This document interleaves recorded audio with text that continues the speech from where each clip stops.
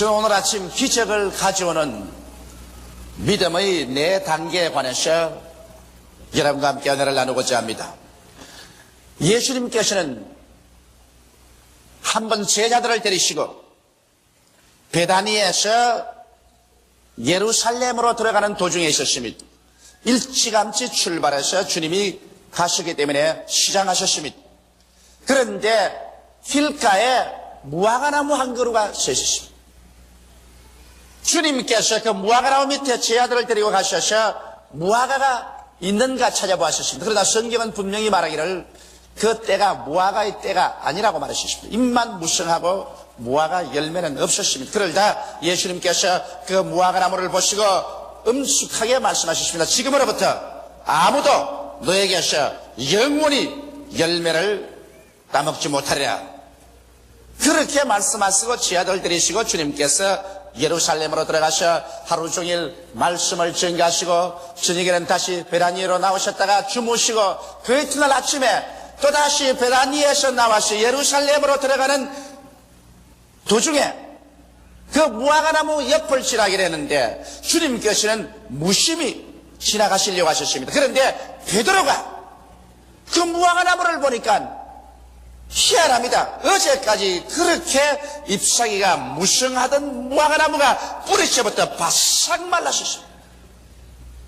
베드로가 신기해서 견딜 수가 없었습니다. 주여, 주님께서 어제 저주하신 무화과가 말랐나이다.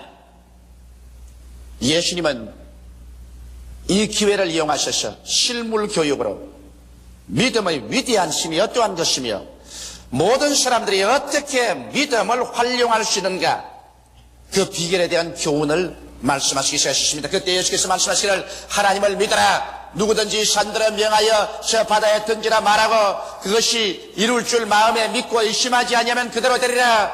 무엇인지 너희가 기도하고 구한 것은 받은 줄로 믿어라. 그리하면 그대로 되리라. 너희가 서서 기도할 때 아무에게나 혐의가 있거든 용서하라. 그래야 하늘에 계신 천부께서도 너희 허물을 용서하여 주시리라. 이렇게 말씀하시므로 우리가 위대한 기적을 가져오는 믿음의 생활을 하는 네 가지 단계를 소상하게 이곳에서 설명해 주셨습니다. 주님께서 우리에게 주신 이 설명의 제일 첫째가 하나님을 믿으라는 것입니다. 여러분, 이 세상에 두 가지 종류의 믿음이 있습니다. 그 먼저 종류는 인간의 지식과 경험을 믿는 보편적인 인간의 믿음인 것입니다. 우리 사람들이 이 세상에 믿음이 없이는 추워도 살 수가 없습니다. 우리가 이 세상에 과학적인 지식이라든지 경험적인 지식을 얻어서 확신하는 것은 그 다음부터 믿음으로 실천합니다. 이렇기 때문에 여러분, 우리는 약을 믿습니다. 약이라는 것은 제약회사에서 과학적으로 약을 만들어서 시험해보고 그것이 효과가 있다는 것을 증명을 했기 때문에 우리는 제약회사를 믿습니다. 일일이 약이 나올 때 우리 집에서 시험관을 가지고 와서 분석하고 증명하려고 하지 않습니다. 제약회사에서 좋다고 약을 지어 넣으면 우리는 약방에서 그것을 무조건 믿고서 그 약을 사 먹습니다. 의사들도 그렇습니다. 의과대학을 나오고 국가의사고시에 합격해서 의사로서 면허장을 얻은 사람은 우리가 의사의 기술을 믿고 우리의 가장 귀중한 생명을 그 손에 맡깁니다. 믿지 않고야 이러한 모험을 할 수가 없는 것입니다. 오늘날 전기도 그렇습니다. 전기도 우리가 믿음으로 말미암아 여러 가지 전기장치, 라디오, 텔레비전, 전신전화를 사용합니다.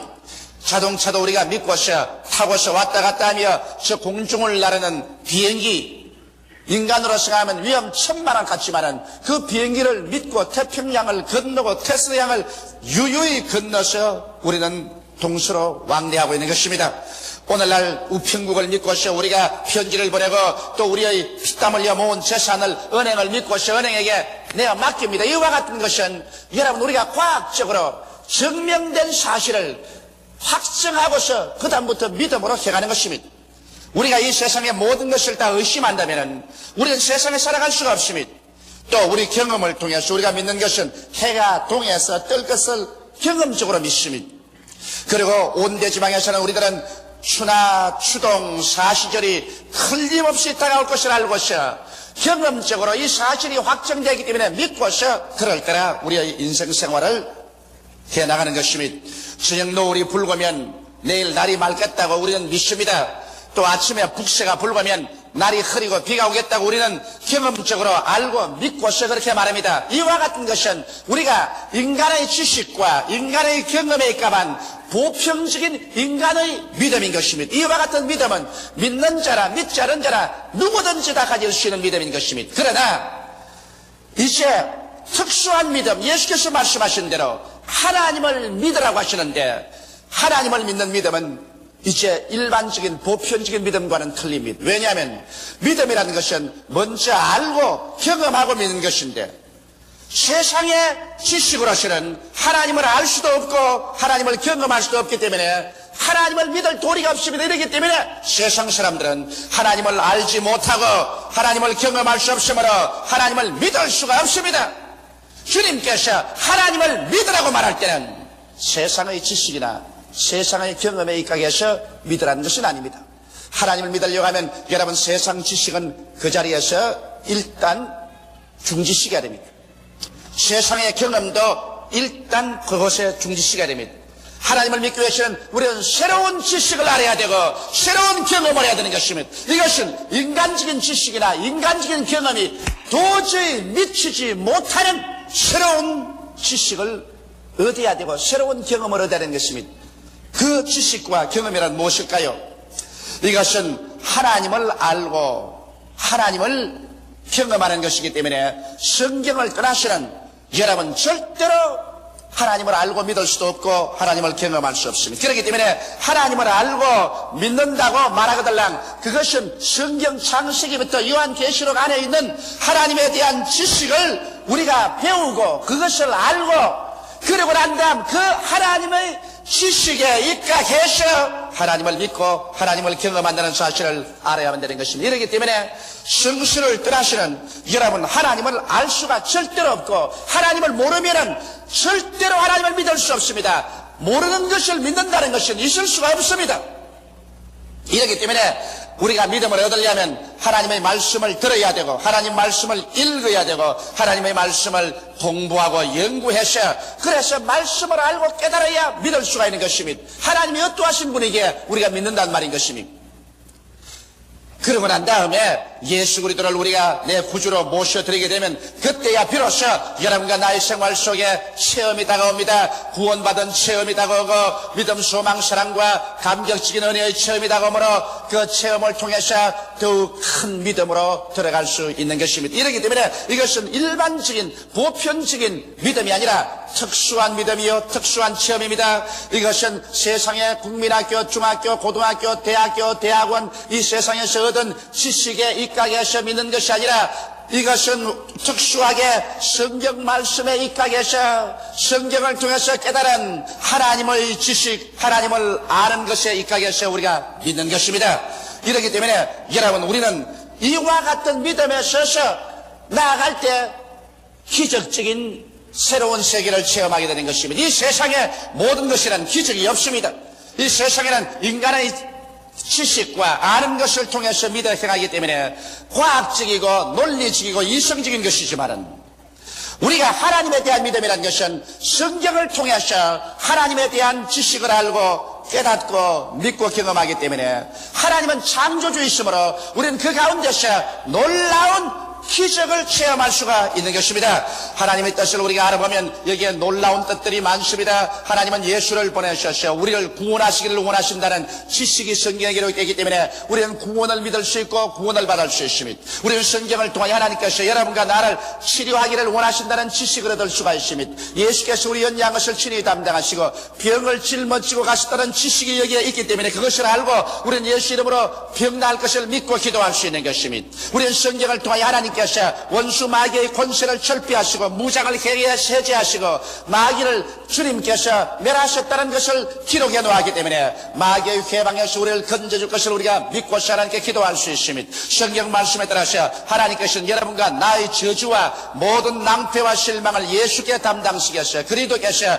우리를 위하여 저주를 받아 십자가에서 돌아가시고 저주를 청산했다는 것을 성경에 기록해 놓았기 때문에 우리가 여기에 대한 지식을 알고 이 사실을 믿고 우리의 환경에서 저주가 물러가고 아브라함의 축복이 임할 것을 주장할 수 수가 있는 것입니다. 성경에는 보면 하나님께서 우리에게 위해서 예수님 사망과 음부를 철폐하시고 천당문을 열어놓았고 그 다음 새하늘과 새 땅과 새 예루살렘을 예비해 놓았다고 기록해 놓았기 때문에 우리는 그 말씀을 보고 그것을 알고 그것을 믿고 우리는 죽음 저 건너편에 새하늘과 새 땅과 새 예루살렘 영원 무궁신천 신지가 기다리고 있을 것을 우리는 알고 믿을 수가 있는 것입니다. 그렇기 때문에 말씀을 떠난 믿음이라는 것은 이야말로 샤머니즘이요, 말씀을 떠난 기적을 기대한다는 것은 이야말로 신비주의인 것입니다. 우리는 말씀에 서서 그래서 하나님을 알고 믿고서 나갈 때 이것은 하나님의 역사를 여러분과 나의 생애 속에 체험해서 주의 위대한 기적을 얻을 수 있습니다. 그렇기 때문에 예수님께서는 우리 보고 하나님을 믿으라 이렇게 말씀하신 것입니다. 둘째로 주님께서는 제 아들에게 말씀하시기를 이 산들을 들리어 바다에 던지우라 하며 그것이 이룰 줄 마음에 믿고 의심하지 아니하면 그대로 되리라고 말씀한 것입니다. 여기에서 우리 주님께서는 말의 위대한 능력에 관해서 말씀하고 있는 것입니다. 여러분, 예수께서 이 산들을 명하여 바다에 던지라고 했는데 이것은 이미 심장한 비유를 가지고 말씀한 것입니다. 우리 한국같이 산이 많은 나라에 그만 온 한국산 다 태평양 바다로 가서 떨어지라 하면 좋겠는데 주님이 말씀하신 것은 그것보다 내면적인 의미인 여러분과 나에게 다가오는 악한 원수 마귀가 가져온 문제들의 태산을 향해서 명령하라는 것입니다. 여러분과 내가 살아가는 동안에 우리를 도적질하고 죽이고 멸망시키려는 마귀의 여러 가지 문제들이 부딪히는 것입니다. 죄악의 문제, 질병의 문제, 사람과 사람 간의 알력과 분쟁의 문제, 사업과 생활의 낭패와 실망의 문제, 고통의 문제, 마귀가 가져오는 태산줄령과 같은 문제가 우리에게 부딪혀서 이것을 해결할 수 없고 건너갈 수 없는 이러한 곤경에 처하게 될 때 성경에는 이 산을 향하여 말씀의 위대한 능력을 사용하라는 것입니다. 성경은 이 말씀을 어떻게 사용하겠습니까? 이 산들을 명하여 저 바다에 던지라고 말하라고 말하셨습니다.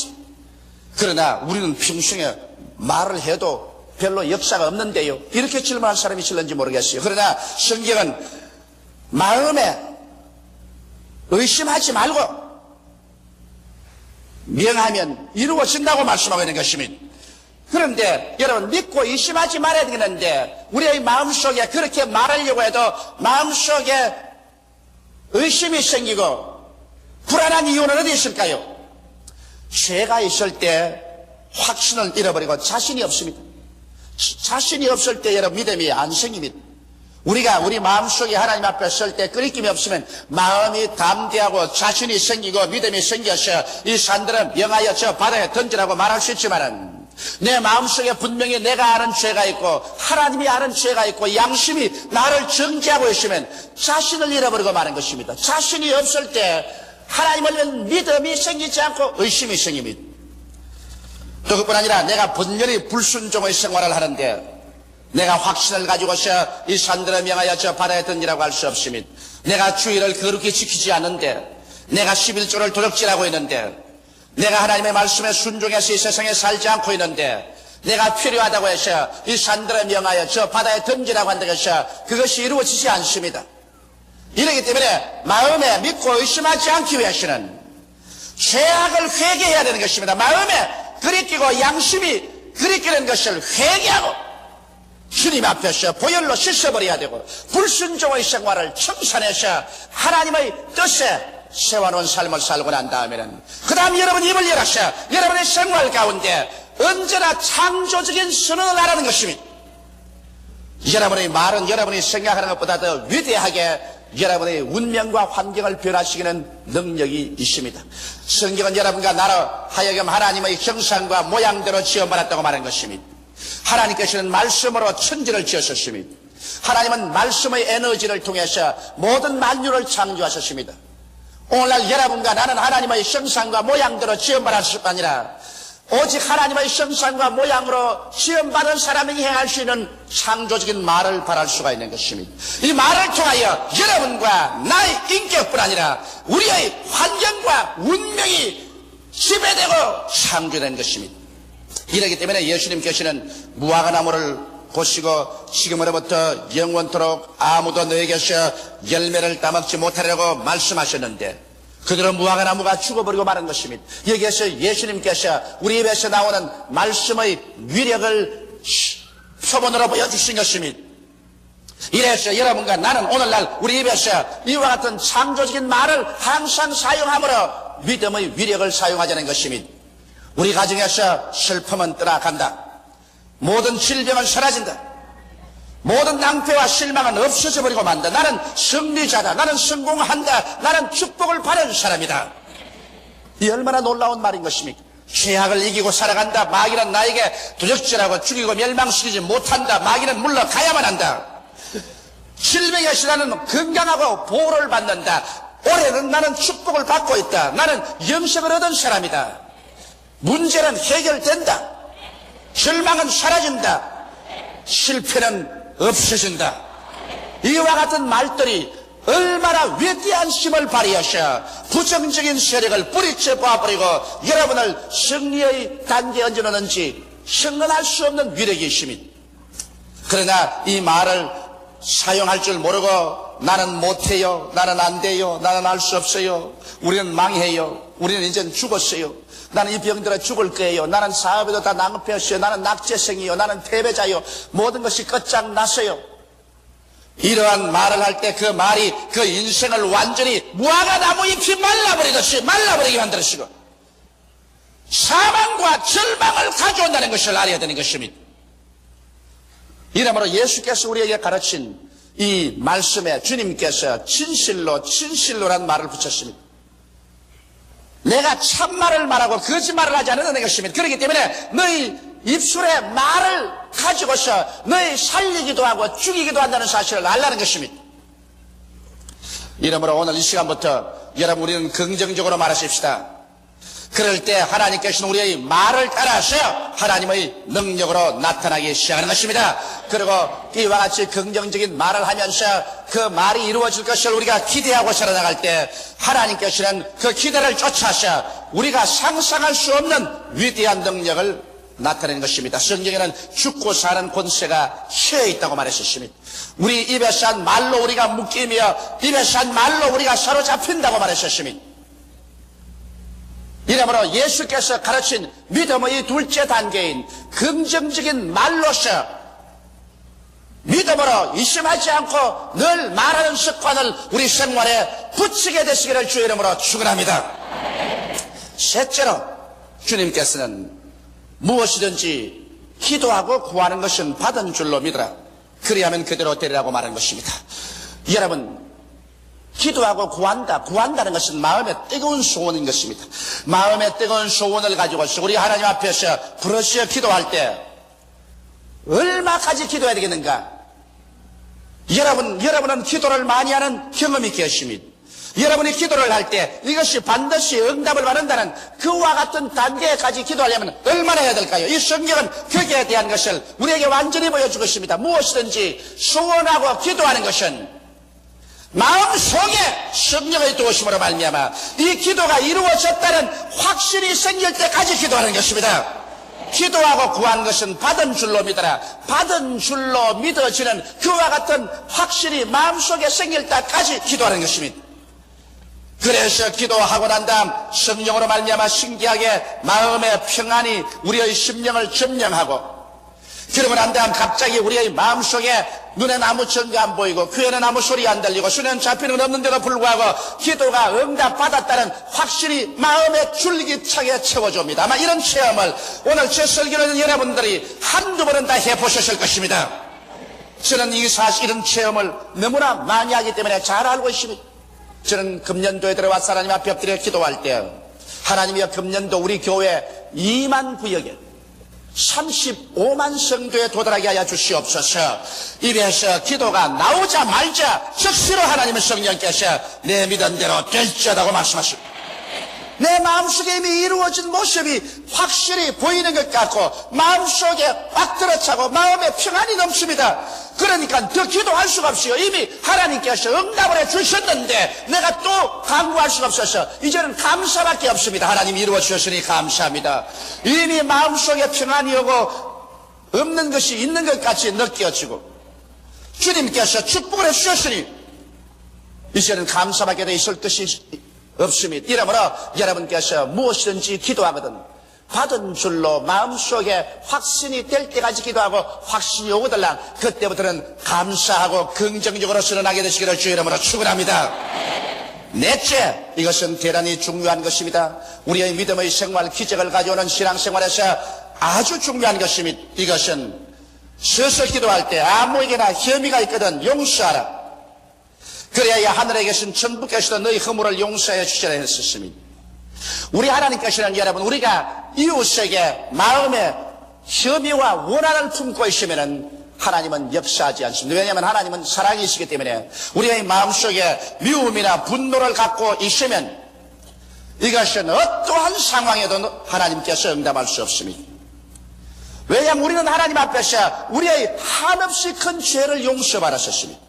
그러면 하나님께서 이 죄악을 탕감해 주셨는데 이제 우리에게 죄 지은 자에게 우리가 그 죄를 탕감해 주지 아니하면 여러분과 나를 하나님은 옥졸에 갖다 붙이시는 것입니다. 그 옥졸은 무엇이냐? 바로 마귀, 질병, 저주, 고통, 괴로움 같은 옥졸에 갖다 하나님 붙여버리는 것입니다. 성경이 그렇게 말하고 있습니다. 현대판으로 설명하면 성경에 마태복음 18장에 보면은 한 사람이 임금에게 빚을 졌는데 얼마나 빚을 졌냐? 100억을 빚을 졌습니다. 우리 한국 돈 100억. 도저히 갚을 수가 없어서 절망에 처했는데 임금이 와서 너희 처자를 다 팔고 재산 다 팔아서 갚으라고 하면 통곡을 하고 울거늘 임금이 불쌍히 여기서 옳다. 네가 100억을 도저히 갚을 수가 없으니 내가 탕감한다. 이제는 빚 없다. 이 사람이 얼마나 감격하고 감사하고 눈물을 흘리고 그렇게 밖에 나가서 자기 동관 하나를 만나며 친구가 자기에게 얼마나 빚을 졌느냐? 4만 원 빚을 졌습니다. 4만 원 빚진 친구의 목살을 잡고 야, 이 녀석아 빚 갚아라. 내 시간만 좀 다오. 내 지금 4만 원이 없어 못 가겠다. 이거네. 그를 잡아서 고발해서 감옥에 넣고 말았습니다. 이것을 본 친구가 임금에게 와서 분도막심해서 이 사실을 고하며 임금이 이 사람 불렀습니다. 야, 이 나쁜 놈아. 네가 내게 100억의 빚을 졌어. 네가 갚지 못함으로 내가 불쌍히 네게 탕감해 주었는데 불과 너에게 4만 원 빚진 너희 친구를 용서하지 못하고 감옥에 가두었느냐? 이 녀석을 잡아서 감옥에 넣어서 빚을 다 갚을 때까지 옥졸에 붙여 고생시키라. 그리고 예수께서 말씀하기를 너희도 너희 이웃의 죄를 용서해 주지 아니하면 천부께서 이와 같이 하리라고 말한 것입니다. 천부께서 어떻게 한다 말한 것입니다. 천부께서 여러분과 나를 옥졸에게 붙여서 그래서 고통을 받게 하겠다는 것입니다. 오늘 수많은 고통이 용서해 주지 못함으로 합니다. 남편이 아내를 용서해 주지 못함으로, 아내가 남편을 용서해 주지 못함으로 그 가정에 남편이 옥졸에 붙이고 아내가 옥졸에 붙여서 그래서 그 빚으로 말미암아 고통을 당합니다. 질병이 다가오기도 하고 풍랑이 다가오고 사업에 실패하고 인간관계 속에서 낭패와 실망이 다가옵니다. 이것은 옥졸에 붙어서 지금 고문을 당하고 있는 것입니다. 여러분, 우리 교회에 와서도 우리 교회 형제끼리 서로 사랑하지 못하고 교회 형제끼리 서로 용서하지 못함으로 말미암아 하나님께서 여러분과 나를 옥졸에 붙여놓으면 우리의 마음속에 평안이 없습니다. 늘 교회 와서 하나님을 예배하면서도 마음에 기쁨이 없고 평안이 없고 즐거움이 없습니다. 믿음이 자라지 않습니다. 우리가 물론 이 세상에서 사회생활하면서 인간으로서 도저히 용서할 수 없는 사람이 있습니다. 저런 인간을 용서할 수가 있느냐? 그러나 제가 말하는 것은 그 사람이 용서받을 수 없는 사람이지만은 그러함에도 불구하고 나의 속에서는 일방적으로 용서해 줘버리는 것입니다. 그런 용서받을 자격이 없음에도 불구하고 용서해 주는 것입니다. 그러므로 여러분은 어떻게 해야 될까요? 구체적으로 이름을 부르고 용서하십시오. 그리고 도저히 용서할 수 없는 사람에게는 하나님이여 저 사람 용서받을 자격이 없지만은 나는 일방적으로 용서합니다. 그래서 여러분 가슴 속에서 막힌 것은 풀어버리시기 바랍니다. 그래서 하나님 앞에서 한 사람 한 사람 이름을 부르고 예수의 보혈로 말미암아 용서해 줍니다고 그 사람을 용서해 줘버리면 이제 여러분은 하나님 앞에 책임이 없습니다. 여러분과 하나님 앞에는 맡긴 담이 없습니다. 오직 그 사람하고 하나님하고는 문제를 해결할 일이 태산같이 많을지라도 여러분은 이제 하나님 앞에서 맡긴 담이 없습니다. 용서할 때 하나님의 용서가 여러분의 것이 되고 하나님과의 맡긴 담이 흐려지고 여러분의 믿음의 비상한 능력이 역사하고 여러분을 도적질하고 죽이고 멸망시키려고 하는 옥졸인 원수 마귀는 한 길로 왔다가 7길로 도망을 쳐버리고 말 것인 것입니다. 여러분, 기적이란 인간의 상식을 초월하고 인간의 지식으로는 설명할 수 없습니다. 왜냐하면 기적은 인간의 지식이나 인간의 경험에 소속한 것이 아닙니다. 기적은 하나님의 지식과 하나님의 경험에 소속한 것이요 하나님은 무엇이든지 기적으로 행하시는 것입니다. 이렇기 때문에 우리가 오늘 예수께서 말씀하신 대로 하나님을 우리가 믿고 우리가 창조적인 선언을 할 줄 알고 그리고 우리가 기도하되 마음속에 받은 줄로 확신이 올 때까지 기도하고 확신이 설 때라는 게 믿음으로 감사하고 그리고 우리 이웃에게 원한진 것을 우리 편에서 예수 이름으로 용서해 줘버리고서 마음에 홀가분하게 주 앞에 서시면 여러분이 일어서고 앉는 곳마다 하나님께서 오늘날 또 성령으로 같이 하셔서 기적이 일어나게 되는 것입니다. 우리의 생활에 문제가 해결되고 위대한 축복이 다가오게 되는 것입니다. 다 같이 계시게 기도드리겠습니다. 살아계신 하나님 우리 아버지, 오늘날 우리의 삶에 얼마나 기적이 필요한지 모릅니다. 기적은 문제의 해답이 되고 기적은 하나님을 체험할 수 있는 길이 되고 기적은 우리의 마음속에 영혼에 대한 끝없는 소망이 되옵나이다. 아버지 하나님이시여, 그러나 하나님을 믿는 믿음이란 세상의 지식으로 하나님을 알 수 없으니 믿을 수도 없고 하나님을 체험할 수 없으니 믿을 수도 없습니다. 하나님을 믿는 믿음은 오직 성경을 통하여 하나님을 알고 깨닫고 그리고 믿을 수가 있으며 예수를 구주로 모시고 하나님을 체험하고 더욱 믿을 수가 있사오니 우리의 신앙이 성서 중심이 되게 도와주시옵시고 예수 중심이 되게 도와주시옵시고 그리고 우리의 믿음이 하나님의 기적을 우리의 생활 속에 가져오게 하여 주옵소서. 예수님 이름 받들어 기도하옵나이다. 아멘.